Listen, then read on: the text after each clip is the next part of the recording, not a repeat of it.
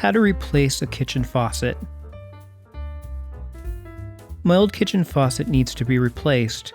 Unfortunately, it's leaking. I'll show you how to remove this old faucet and put in a new one. Let's get started. First, turn off the water running to your faucet, both the cold and hot side. In my case, I'll turn the handle clockwise or to the right. Remember, righty-tighty, lefty-loosey. Next, turn your faucet on to release some of the leftover water. This is also a good way to check that your water on-off valves are working properly. It's okay if a little water runs out of your faucet, but if it doesn't stop, you have an issue. After a very short period of time, water stopped coming out of my old faucet. That means we can proceed. Next, place a towel under your sink. As you remove the old hoses, a little bit of water will leak out. Now I'll remove the weight on the hose under the sink. They usually just unsnap. Faucets without a spray hose won't have a weight. Next, using an adjustable wrench, remove the hot and cold lines. I like to start with the wrench to loosen it, then use my fingers to loosen and remove it the rest of the way. At the back of the cabinet under your sink, right below where your faucet sits on top of the sink, you'll notice two nuts holding the sink in place. The outer one, which in my case is black, is usually just hand tightened, so it should come right off.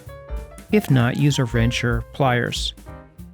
The one above it needs to be removed by a wrench, at least to loosen it, or by an installation tool that the faucet came with that looks like this.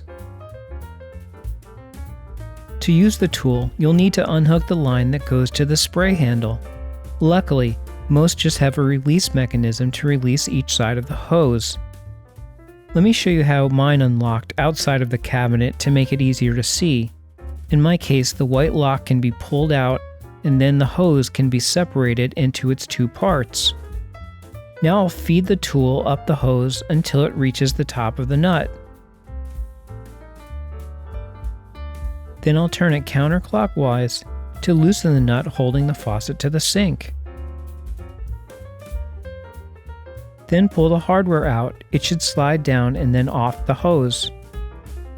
Now you can pull the faucet off of the sink. Now is a good time to clean the top part of your sink. Since I have a sink with 3 holes, I'll use this wide piece from the new faucet to hide the 2 holes on the side. It also has material around it that will help keep water out. If your sink only has 1 hole, you won't need this part. Next, I'll take the seal and run it up the hoses and onto the bottom of the new faucet. This will also keep water from leaking. Then I'll run the hoses through the hole and slide the bottom part of the new faucet into the hole. Next, we will secure the new faucet to the sink. My new American Standard Fairbury 2S pull-down kitchen faucet comes with a gold ring that you put 3 screws into. I'm just going to get these screws started. No need to screw them in all of the way yet. Then I'll turn the gold ring the opposite way and place the metal washer on top. Then I'll place the rubber washer above that. Then I'll run this stack of pieces in the same order up the hoses of the new sink. Once I reach the top, I'll just hand tighten everything to the bottom of the sink mount. It just screws on clockwise.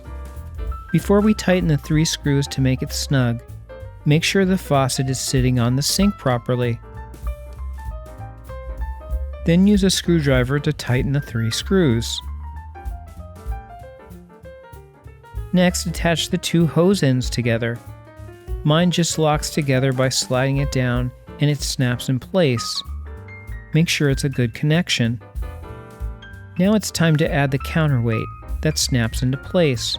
In my case, it goes between the 2 labels. Then connect the hot and cold water lines to the water supply connectors. I like to hand tighten them at first and then use a wrench to get them a little tighter. Go slowly not to damage anything. I have a blue piece of tape that represents the cold water hose and a red piece of tape that indicates the hot water side. Next, turn on the water valves. Then test out your faucet and make sure it's not leaking anywhere. Job well done. These are the tools I used, by the way: a Phillips head screwdriver, a flathead screwdriver, an adjustable wrench, and adjustable pliers. And the special tool that came with the original sink. That varies from manufacturer to manufacturer. Well, I hope you found this video helpful. Thanks for watching. Please like and subscribe.